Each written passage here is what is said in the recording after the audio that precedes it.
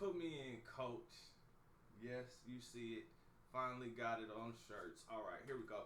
So today what we talking about is what in the hell were the Lakers thinking playing AD?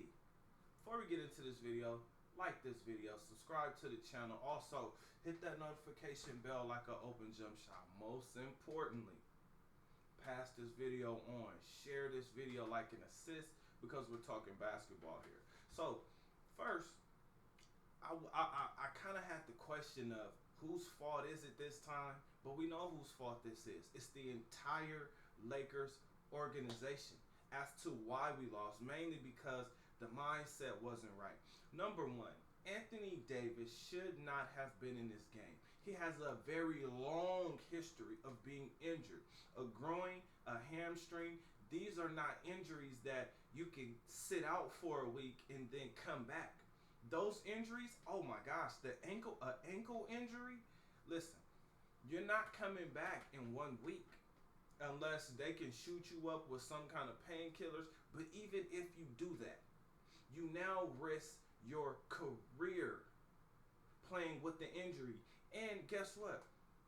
You're not going to be the same player you were playing with that injury because your explosion is not going to be there. You're not going to be as quick. It actually does take away from your strength because now your body has to compensate. Okay, so now that we got all that part out of the way, talking about AD, we can go ahead and talk about Schroeder. He has played himself out of that $100 million contract, at least with the Lakers. Now, there will be some team out there who has a lot of cap space and they need to bring somebody in to take up that cap space. So Dennis Schroeder has the opportunity to still get a big payday.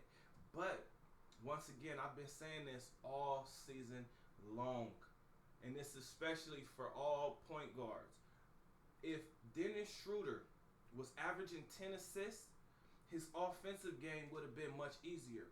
Why? Because teams will have to worry about him passing the ball and his teammates scoring, and then that opens up open lanes to the basket, open shots for him all day long. But first, you have to become a great passer, right? And even if you just read and react. Now, another thing that was really shocking was Kyle Kuzma as well, because we used to compare him to Jason Tatum. Now, I recognize that he would be a poor man's version of Jason Tatum, but he hasn't even been that. I'm not sure what's going on with Kyle Kuzma. I mean, it's like he knows that he should work on his one-on-one game because eventually LeBron's going to sit on the bench and he's going to have the ball, but I'm just not sure, like, where's the disconnect with him as far as what he's doing on the court? I don't know. I don't get it. But moving on from him, Montrezl Harrell and Markieff Morris would have been Energizer bunnies, right? Energizer bunnies to the fact and to the point of they would have come out with the energy needed to play in that type of game, to play in this type of series where you got Chris Paul who was hungry, right? He ain't had much success in the playoffs, or let me not say the playoffs, but he hasn't made it to the finals. So he has a completely different hunger inside of him, right? Because he wants to make it to the promised land. He's been known as one of the best point guards to ever play in the NBA. And he continues to show that every single team he's gone to, they've went to the playoffs, including the Phoenix Suns. Now, moving right along. Simple, easy adjustments that were made. One adjustment that was made by LeBron was actually just posting guys up because he's much stronger than whoever is guarding him. So that was a good adjustment, except it just came a little bit too late. Make the game easier on yourself, right? When Kobe and Jordan got to the end of their careers, you know what they did? They start to play with their backs to the basket. Right? That's where we get all the shimmy shakes and the pump fakes and the fadeaways. That's where that comes from. Being older and not having the same quickness, right? Or the same speed, right? It's just smarter. Now, the other adjustment that needed to be made, simple, right? pick and roll option.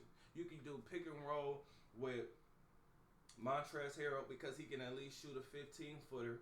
You could do a pick and roll play with Marc Gasol because if he doesn't go to the basket, at least he can pop out to the three-point line. And we know that's all Marc Gasol wants to do is shoot threes anyway. He's not really giving you anything inside of the paint. Not sure why, but that's just kind of what Marc Gasol has been doing. So what I'm saying is, of course, I'm putting this on the coach. Of course, I'm putting this on Dennis Schroeder. Of course, I'm putting this on Kyle Kuzma, LeBron. And just the simple fact that AD got out there is like, I want to give him credit, but he knew he couldn't play. He knew it, right? This is one of those situations where you got to say, bump the media. Bump what everybody else is thinking. This is my body. This is my career. Playing on a injured groin, you can end your career and make it harder for your life, right? Being able to walk, come on, y'all, come on. So I'm a little more mad that we lost, but I'm actually kind of happy that we lost because LeBron and AD are the keys. And with both of those guys being injured, we really didn't have a shot. Of course, I'm optimistic. I'm a Lakers fan. I want to see the Lakers play because that's where I'm at. I'm right here in LA. So, of course, I want to see the Lakers play. But not like that. I don't want to see them play if they got to play hurt and injured because guess what? You're much easier to beat. Now, with all of these things being said, I believe we, Laker Nation, stand up. We're going to have a brand new roster next year because I know Schroeder's contract is up. I kind of brought that up. He's not going to get that $100 million, at least not from the Lakers. Not if they're smart. Okay. Drummond, same thing. He came in after he was bought out. Montrezl Harrell was probably going to also want out because, you know, what happened? Why was he not on the court? Especially with him being the sixth man of the year. Like, that's crazy. All right, so we done talked about all that. It was still a fun season. It was still a fun season to watch. The play-in stuff was real exciting.